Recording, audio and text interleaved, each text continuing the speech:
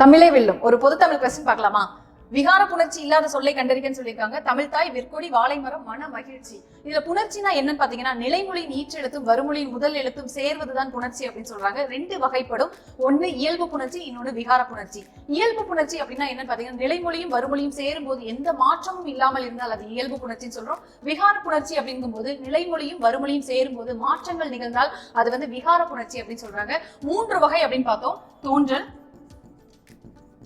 திரிதல், கெடுதல்.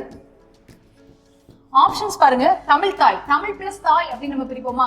இந்த இடத்துல இத் அப்படிங்கிற எழுத்து தோன்றியதால் இது தோன்றல் விகாரம் சொல்லுவோம். விற்கொடி, வில் பிளஸ் கொடி, இந்த இடத்துல இல்லுக்கு பதிலா இராக தெரிந்ததால் இது திரிதல் விகாரம்னு சொல்லுவோம்.